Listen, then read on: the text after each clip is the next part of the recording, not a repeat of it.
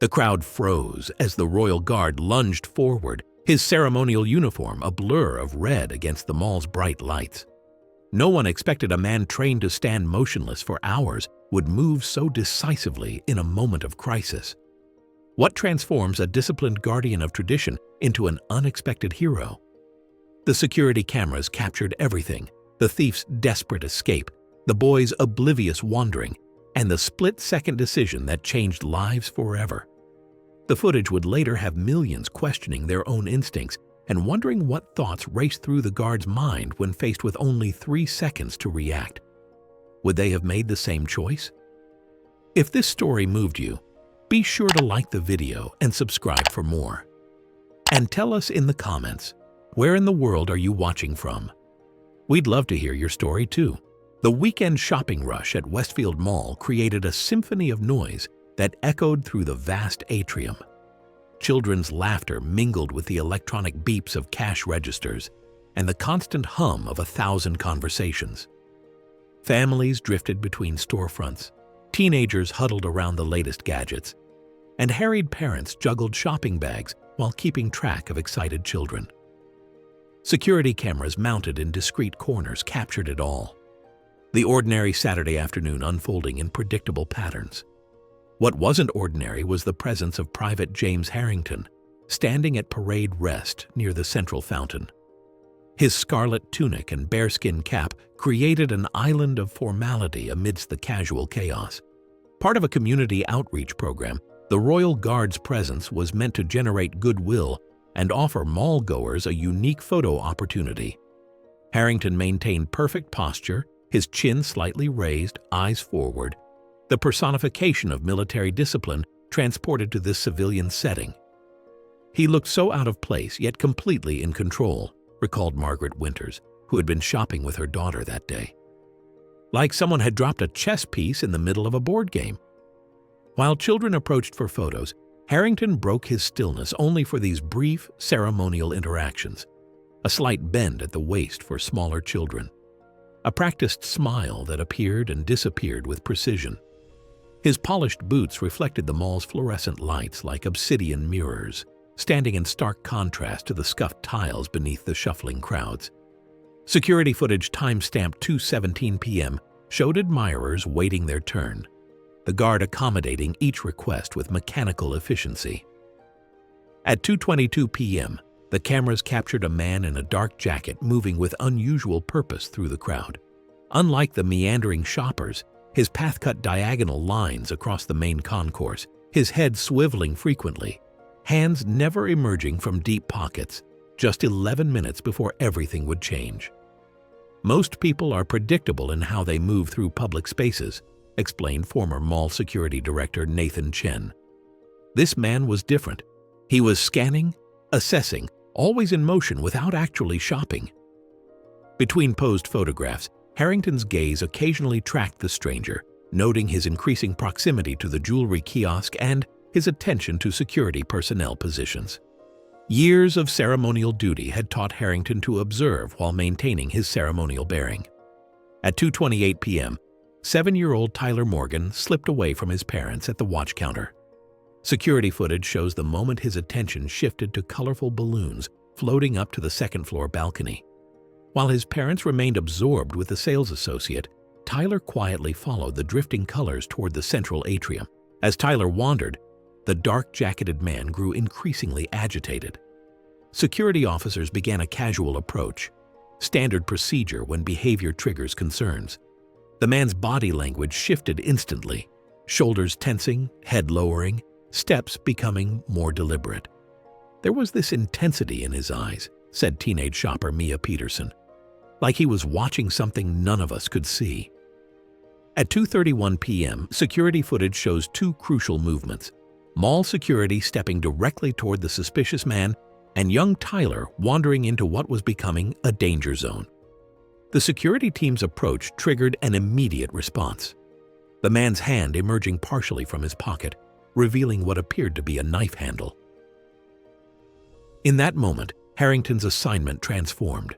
His eyes tracked both the increasingly cornered man and the oblivious child, calculating trajectories and risks, while his body maintained its ceremonial stillness. The mall's weekend routine was seconds away from shattering, the ordinary Saturday about to become anything but.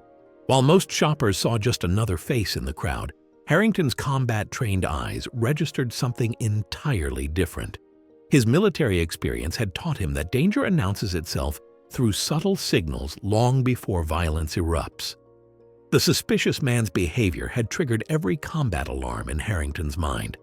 His gaze remained fixed forward in the ceremonial position, but his peripheral vision tracked the dark-jacketed figure weaving an unnatural path through the Saturday crowds.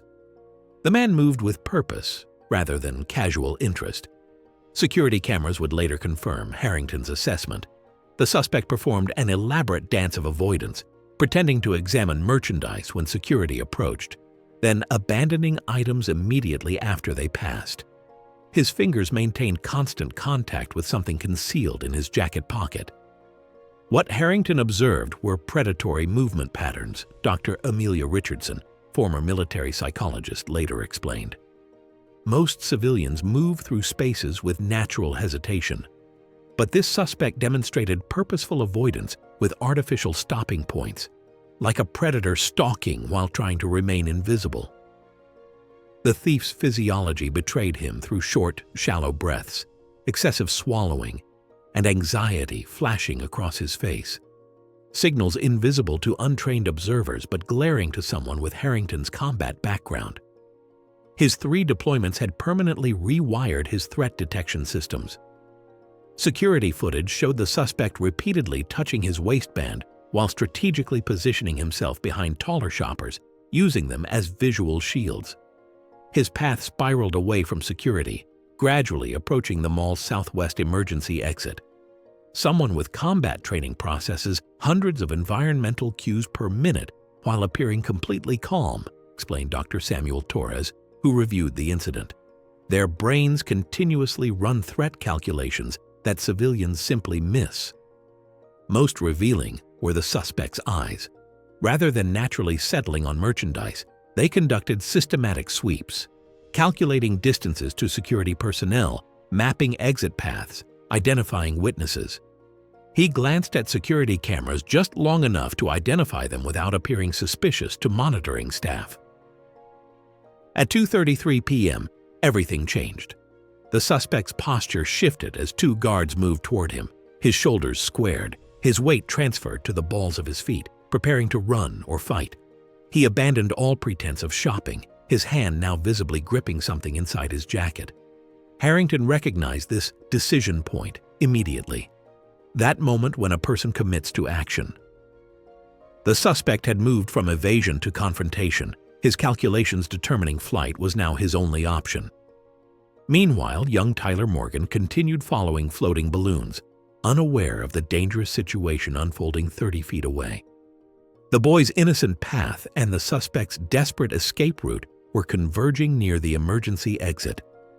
Elite guards maintained situational awareness across their entire field of vision, noted former Royal Marine Captain Jonathan Wells, who analyzed the footage. Harrington likely tracked both the suspect and child simultaneously, something ordinary security would struggle with. At 2:43:42 p.m., the suspect's right hand emerged partially from his jacket, revealing what cameras later confirmed was a 5-inch serrated knife. His eyes darted between approaching security and the exit. This situation shows someone transitioning from property crime to potential violence, explained criminal psychologist Dr. Maya Patel. The suspect's body language reveals he's no longer thinking about stealing. He's focused on escape at any cost. 5 seconds later, at 2:33:47 p.m., the suspect lunged toward the emergency exit, knife fully exposed. His path would intersect with young Tyler's location in approximately 2.8 seconds, a deadly collision course that only Harrington seemed to recognize. The mathematics of tragedy had been calculated in Harrington's mind, 2.8 seconds until impact. But the universe of a 7-year-old boy operates by entirely different calculations. While a desperate criminal clutched a knife just feet away, Tyler's world consisted only of floating red balloons and the simple joy of watching them drift against the mall's high ceiling. Two worlds were about to violently collide, separated by nothing but footsteps and heartbeats. Tyler Morgan stood transfixed, his small fingers pointing upward as his Captain America baseball cap slipped off, landing silently on the polished tile floor. The helium-filled balloons performed their silent dance against the skylight, crimson orbs illuminated by afternoon sunlight that poured through the glass panels above. One store away, Jessica Morgan's heart hammered against her ribs as she scanned the crowded children's section. "He was just here, picking out a t-shirt," she told the clerk, her mouth suddenly dry with fear. "Tyler!" Her cry rose above the mall's ambient noise, the music, conversations, laughter. Each passing second stretched into eternity as her mind raced through terrible possibilities. Michael checked behind display racks, the rational part of his brain dissolving into pure parental terror. Children under 8 possess what we call attentional tunneling, explains child development specialist Dr. Elise Thomason. They become so fixated on objects of interest that their awareness of surroundings completely disappears. This natural trait had placed Tyler center stage in an unfolding crisis. Westfield Shopping Center's central atrium, a vast open space reminiscent of a theatrical arena, spanned 3 floors with corridors radiating outward. The emergency exit that would become the suspect's escape route waited just 20 feet from Tyler, partially hidden behind a decorative planter and a promotional display for the summer carnival. The very display whose balloon arch had released its floating escapees. The Morgans hadn't yet alerted security to their son's absence. Mall safety consultant Rebecca Jones notes, "The average parent searches independently for approximately 4 minutes before seeking security assistance. Those minutes can be critical in a space like Westfield." As the suspect rushed toward the exit, Saturday shoppers unconsciously parted before him, creating what security professionals call a crowd channel. This human response swept Tyler directly into the intersection point rather than away from it, the boy remaining fixated skyward while adults stepped back in alarm. Tyler finally lowered his gaze, but not from fear. He had spotted another balloon floating at eye level beyond the emergency exit sign. His sneakers carried him forward without hesitation, arms outstretched toward this new prize, even as onlookers began registering the impending collision. The child seemed to be moving in slow motion while everything else was chaos, recalled Patricia Greenberg, shopping nearby. Security footage revealed how the crowd's collective gasp caught everyone's attention, except the 2 on collision course, a knife-wielding criminal and a balloon-chasing child. In public emergencies, most bystanders experience cognitive freezing, recognizing danger but physically unable to respond for crucial seconds. From 53 feet away, Harrington processed the variables instantly. Tyler's location, the suspect's trajectory, bystander positions. Unlike the paralyzed shoppers, his training had eliminated this freeze response. "The guard moved like someone had pressed fast forward," described Melissa Cameron from the pretzel kiosk. "One second he was completely still, the next he was gone from his spot." What made his intervention remarkable was overcoming the physical constraints of his ceremonial uniform. The heavy wool tunic and rigid posture maintained for hours. As the suspect closed the final distance, Tyler turned, eyes widening at the rushing figure with something glinting in his hand. His face registered confusion rather than fear when Harrington's red uniform suddenly filled his field of vision. While everyone else in the mall remained frozen in that peculiar paralysis that grips bystanders during emergencies, Harrington's mind had already calculated 17 different scenarios, 16 ending in tragedy, 1 in salvation. The difference between these outcomes? 3 seconds and the weight of a ceremonial uniform designed never to run. The world around him slowed to a crawl as his combat-trained mind shifted into tactical time dilation, a neurological phenomenon where perception stretches seconds into what feels like minutes, allowing for complex decision-making in crisis situations. The knife's trajectory, the boy's position, the crowd's distribution, All became variables in a life-or-death equation Harrington had been unconsciously trained to solve. Security footage captured what happened next. The ceremonial stance, maintained perfectly for hours, broke in a fluid motion that military analysts later described as startlingly efficient. His left foot pivoted 45 degrees, knees bent slightly to power the initial propulsion, his right arm already extending toward where Tyler would be, not where he was. The ceremonial uniform created significant challenges. The stiff collar restricted neck movement by approximately 30 degrees. The wool tunic, designed for appearance rather than athletic performance, added nearly 7 pounds. The boots, with their mirror-like polish and smooth leather soles, provided minimal traction on polished mall floors, precisely the wrong footwear for sudden direction changes.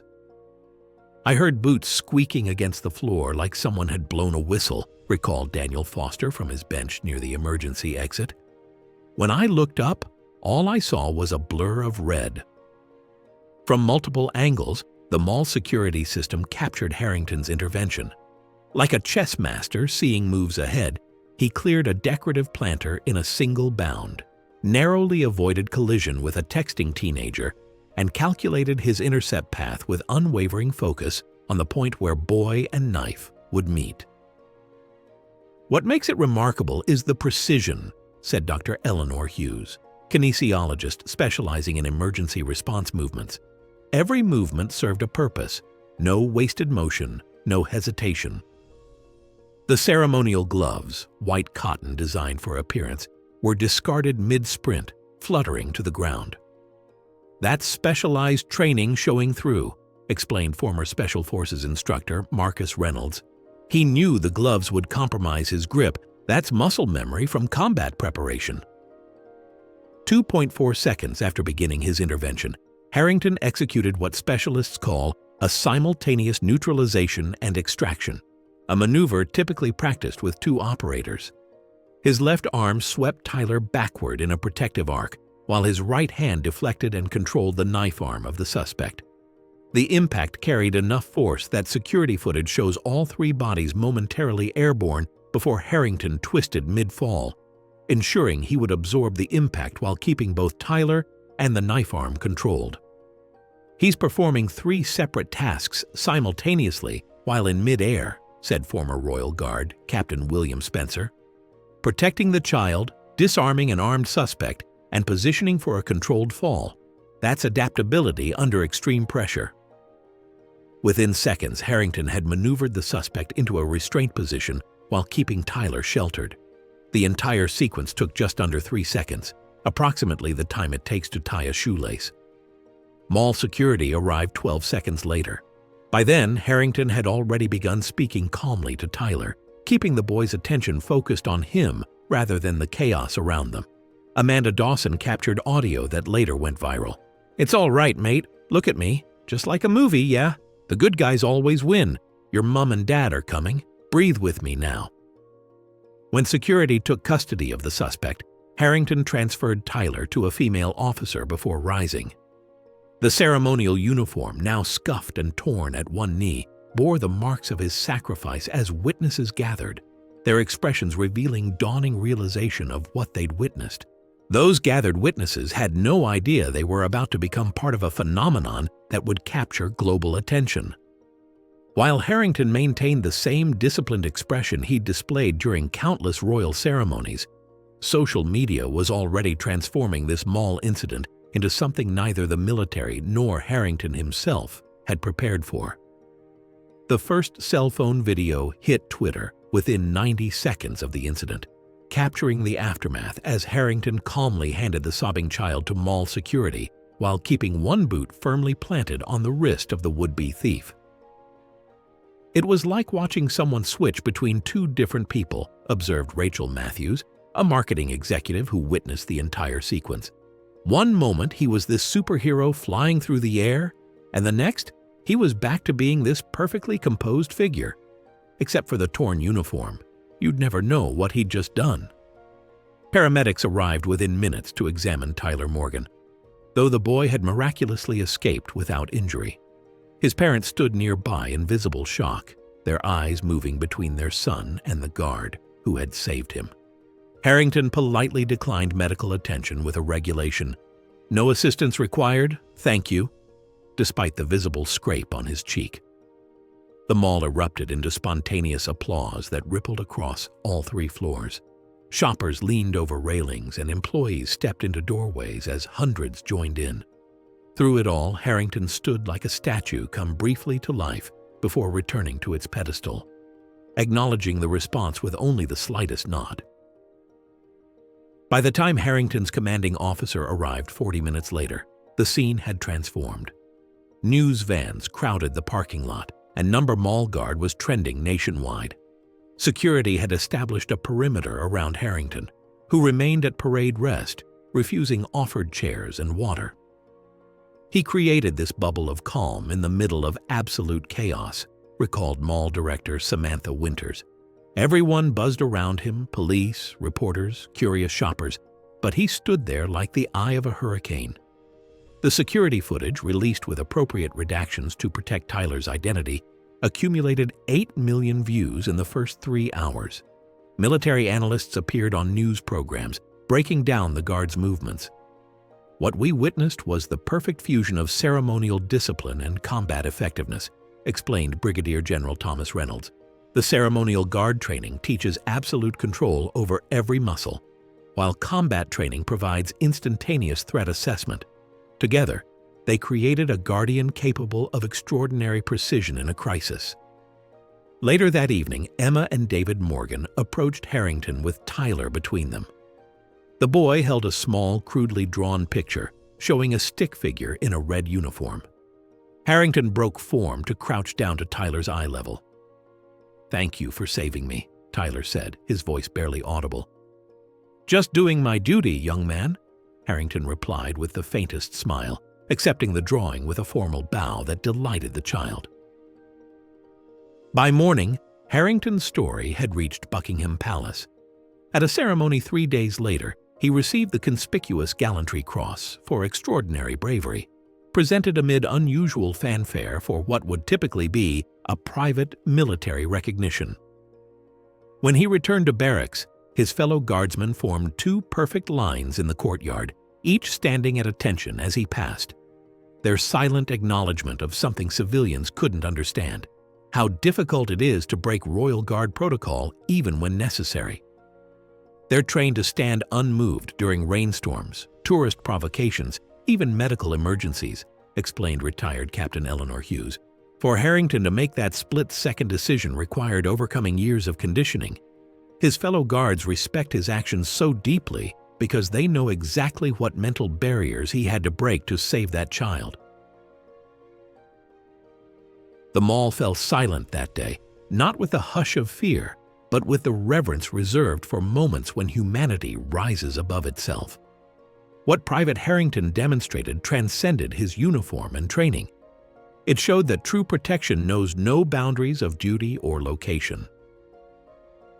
In the aftermath, Tyler's parents established a scholarship fund for disadvantaged youth pursuing public service careers.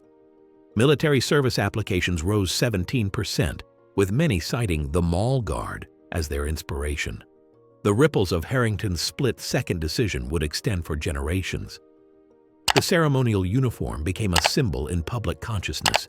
Behind every stoic guardian stands a person ready to act when called,